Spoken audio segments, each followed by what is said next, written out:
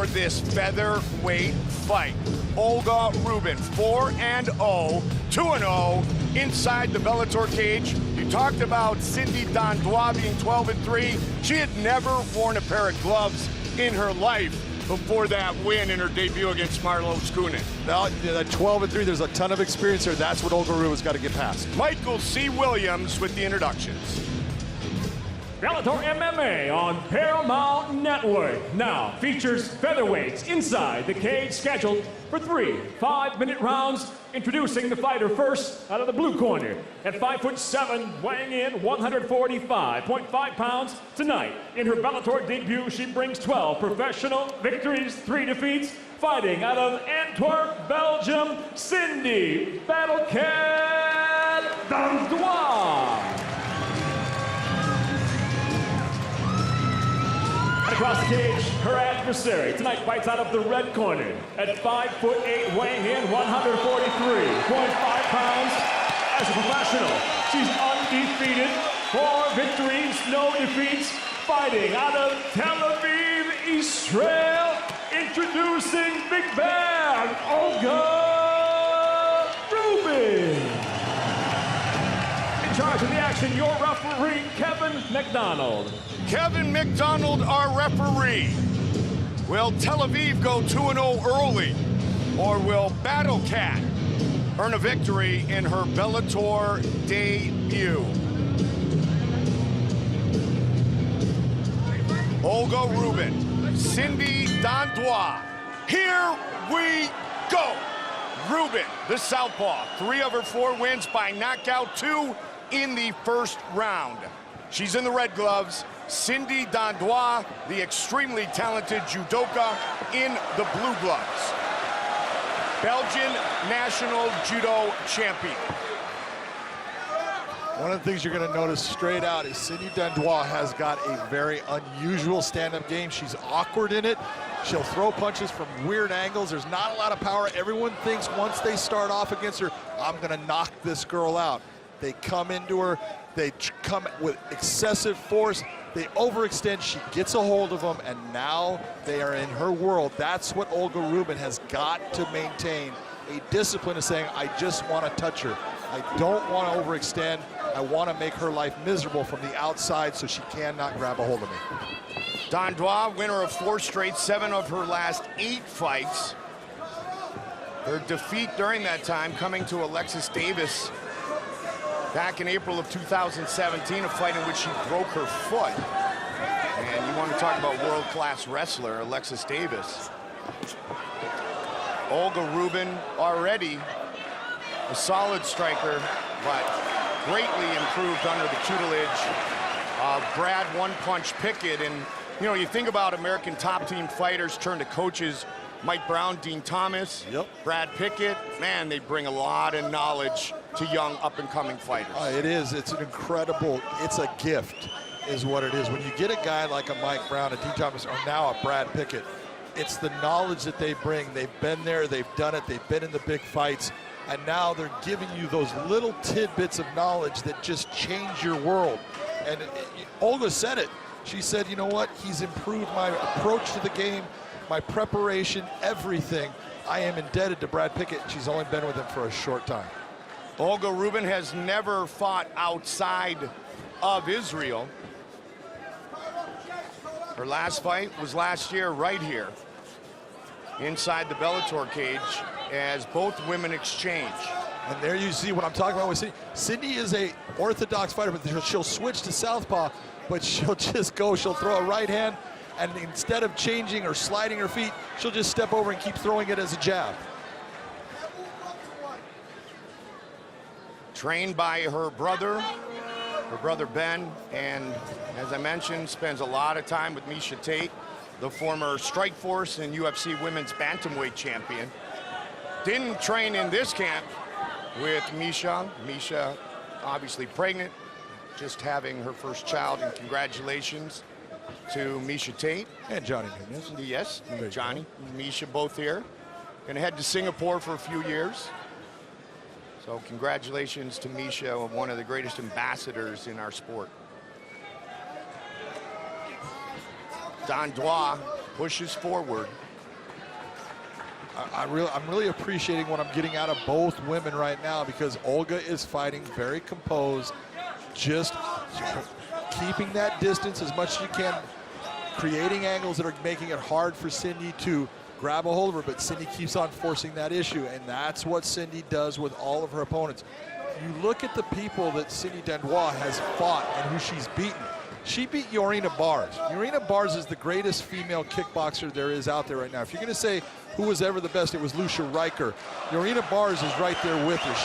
I'm not sure if her record's 47-0, 48-0 right now, but she beat the piss out of Chris Cyborg. Okay, in a 5-round championship fight, just beat her badly. That's how good Yorina Bars is in the stand-up. Cindy Dandois fights her in MMA and beats her. Cindy Dandois has got an incredible ground game, but she does need to get the fight to the ground for her to be successful, because her stand-up is only there to get her inside, to grab a hold of her opponent and bring it to the ground. Which she readily admits, 24/7, 365. And she's tossed down by Rubin. And again, you got to be very careful. You want to go down into her guard. This is exactly where Cindy becomes very, very good. 3 victories by triangle choke, 4 submissions overall for Cindy Dandois, Battle Cat, 34 years old, a black belt in judo since age 17. Round 1 coming to conclusion from Tel Aviv, Israel, the Eternal City, on Paramount Network.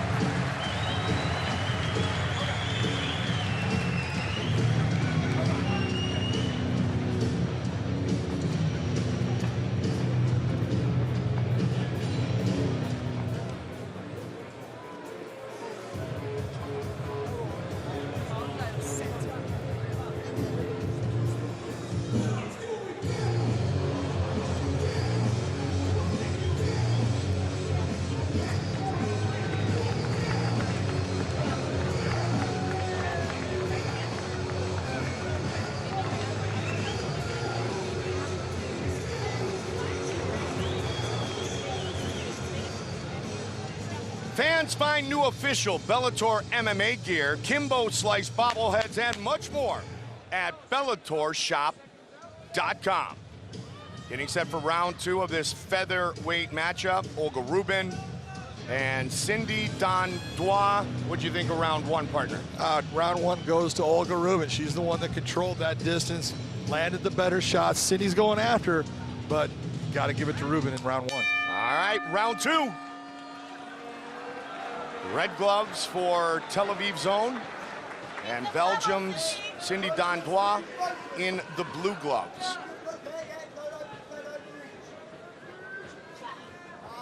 On her record, there is 1 knockout, but she was quick to point out that she wasn't knocked out. It was a fight in Russia. It was her first loss.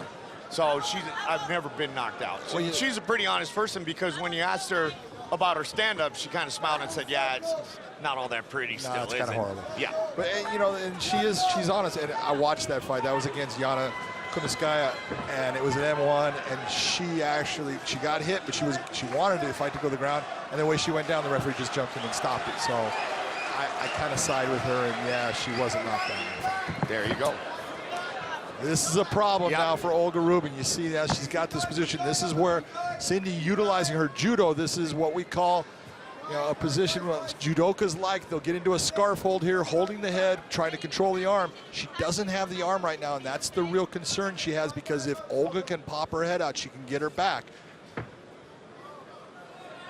Cindy's a great story, mother of 3, also raising 2 foster children while working full-time as a high school teacher with kids between age 14 and 19. Poor families, multicultural area. Classy battle cat, Cindy Dandois. Tons of personality. You got a high school teacher that can choke you unconscious. That's awesome. That is. Very nice job by Olga Rubin to stay calm, stay relaxed. Don't get excited. Don't make a big, play to do something that's explosive and make a mistake and give Cindy a chance to possibly put you away. That's a classroom in which you do not chew gum.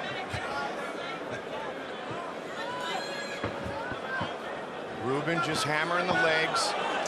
Dandois tried to keep it on the ground. Now they will engage on the feet once again.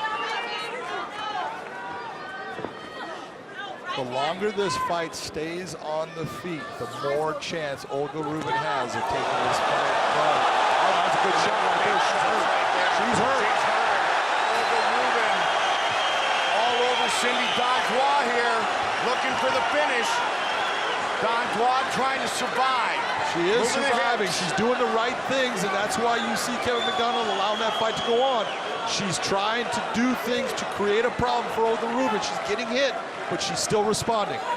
Nice job done by Cindy Dandois. She's trying to go right now for Numa Plata. I'm sorry, a go-go Plata. Take a look at where her shin's at.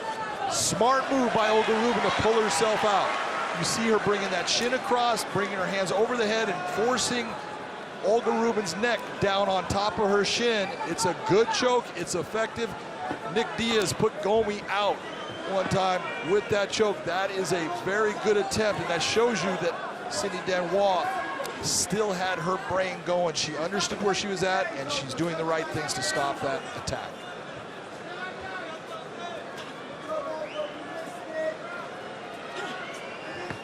She said, having a home like Bellator is a big honor for me.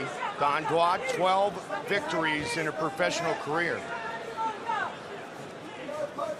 But she got rocked a moment ago by Olga Rubin. No doubt about it. Good job of her bringing herself to guard with Rubin. Again, this is where she should work. She likes to utilize a high guard. You'll see her bringing it up into mission control. You'll see her doing a lot of different things. But from this position, she's flexible and she creates positions where she can attack for a submission. You know, you were talking about, you know, great fighters and great strikers and women that Cindy has defeated. Megan Anderson is a legit striker, and you repped that fight. I did. I watched that, and I'm thinking, you know, as I'm watching that fight, I'm like, oh my God, she's just going to knock her out. And it just became a battle of once Cindy could get her hands around Megan, it was a different story. And you saw she just wore her down. She's a very heavy person on top. She gets to a top position, she's going to start to give Olga Rubin problems. Nice job of Olga Rubin recognizing her going for a triangle, bring herself out. 15 seconds remains here in round 2. And Cindy Dandois was in big trouble, but did a great job defensively as this fight will continue from Tel Aviv.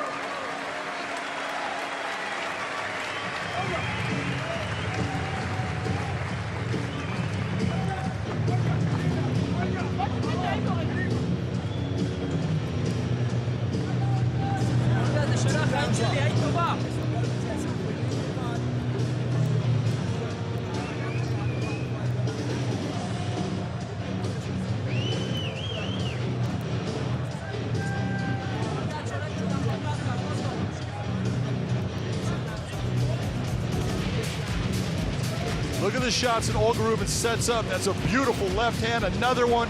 She's got her rock, keeps on going after that left hand, lands another right, brings her to the ground, and then watch the shots underneath. She keeps lighting her up. Big left hand is the sequence again. That left hand hurt. And the right hand, left hand puts her down to the ground, almost ends the fight. That's what Olga Rubin needs to do in this fight. 3 of her 4 career wins by knockout. Cindy Dandois has stopped her last 2 opponents, one by TKO, the other with the triangle choke. 5 minutes remain. Red gloves for Tel Aviv's Olga Rubin, blue gloves for Belgium's judo champion, Cindy Dandois.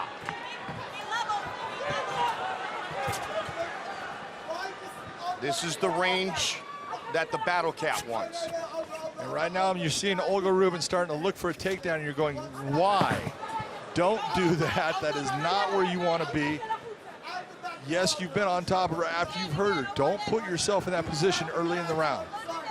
It was interesting when we talked to Olga the other day, John, you said, you're a good stand-up fighter, and her response was, I am now. She also said thank you. She did indeed. And you look and you go, you watch what she does. She's got power. Her left hand, when she throws it straight down the pipe, it hurts girls. And that's something you just don't see a lot of. There's certain girls out there that can throw heavy strikes, Megan Anderson being one, obviously Chris Cyborg being one, but they're not that common, and Olga Rubin does have power in her left hand. Trying to fight through the bottom game of Dandois. Olga said the first time she walked into Titan Fighter, which is the gym in London that Brad Pickett runs, she had her 2-year-old son. It was just chaos.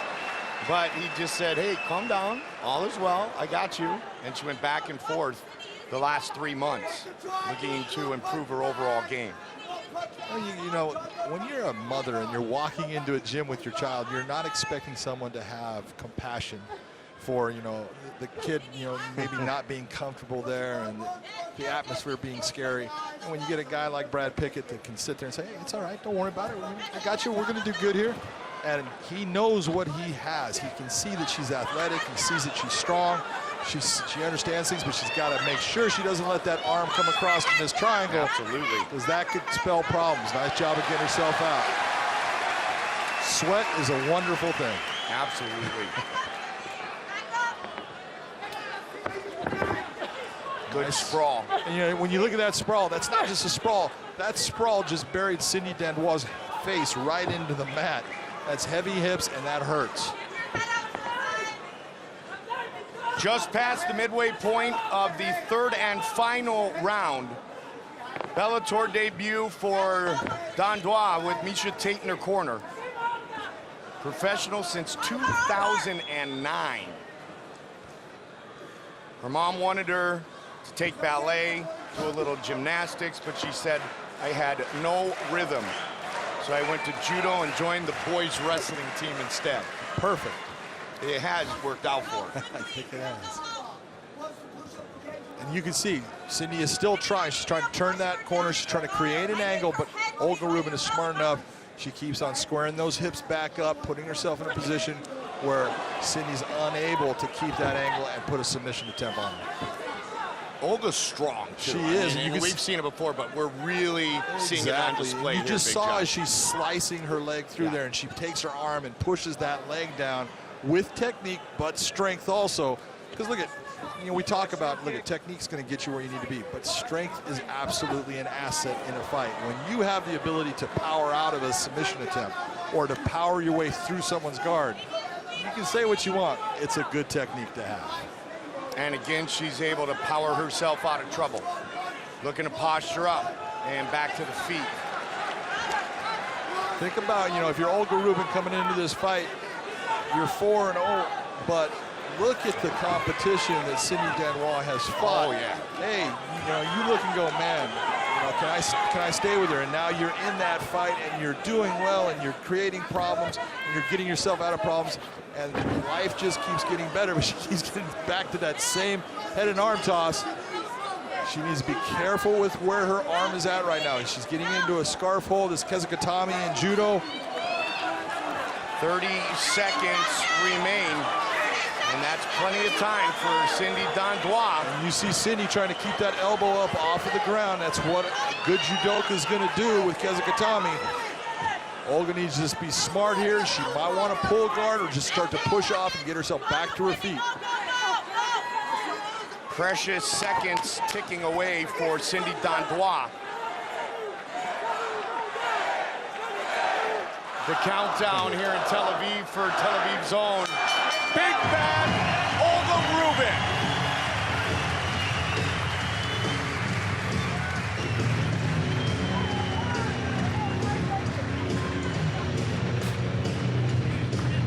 Will Tel Aviv be 2-0 here tonight inside the Menorah Mivkahi Marina? Find out when we come back right here on Paramount Network.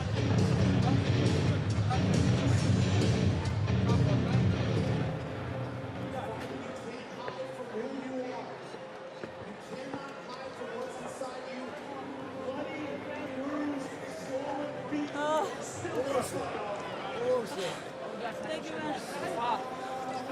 now.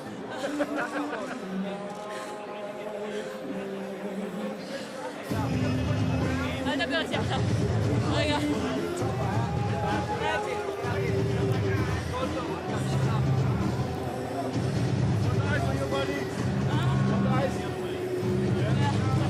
Thank you. Here's some water. Red, I need water, man. I need water.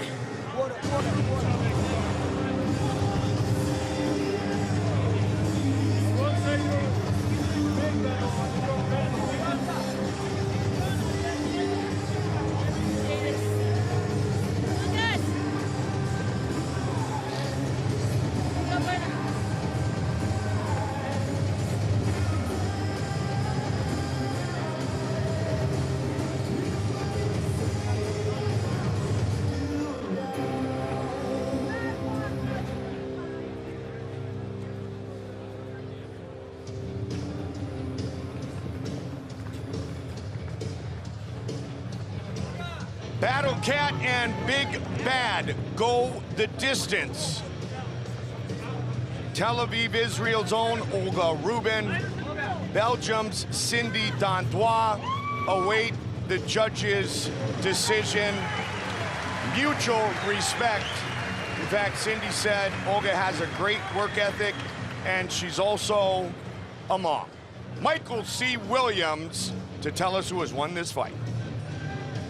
Ladies and gentlemen, having gone the distance, we'll go to your three judges at K-side. Your first judge, Brian Miner, scores the fight 29-27. Judge David Torelli scores it 30-26. And Judge John English scores the fight 30-27. All three have it for the winner by unanimous decision. Big Bad, Olga!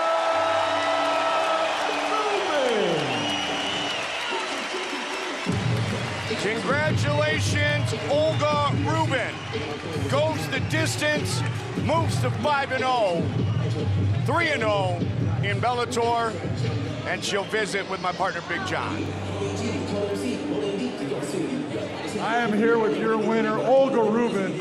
That was a sensational performance against a very wily veteran, someone who has taken on and beaten some of the best girls out there. How do you feel right now in front of your home crowd? I feel fucking fantastic. I feel great. Thank you guys for coming in and wait for me. You put yourself in a lot of positions. You took your time. You did not rush things. You didn't crush the space. You got to the ground with her a couple of times, but I think you felt like, I'm okay here, but in the second round, you hurt her bad. How close do you think you were to putting her away? I was very close, I think. I felt like she was already out of it a bit, but she came back like a champ. It took me so much time to kind of understand that she's still there. I was like already gassing, okay then, let's go. How much difference does it have for you having Brad Pickett now, a guy that's been there, done that, as one of your coaches in your corner? It felt amazing. Thank you, Brad. Thank you for taking me to your corner and coaching me. I have the best guys in Israel and in UK fighting for Dop Oriente, Moshe Kedar, Hanoch Rachamin, my wrestling coach, everybody. Well, I'll tell you what, you put it all together. You showed that your coaches are teaching you the right way. When you're listening, that was an incredible performance. 5-0 now. Ladies and gentlemen, your winner, Olga Rubin. I'll fight anybody now. You can call up Dylan Dennis for what I care. I'm not sidelined anymore. Line them up. She wants them lined up, and she wants one outside of the Holy Land here in Israel, and I have a feeling after that performance, we could very well see that.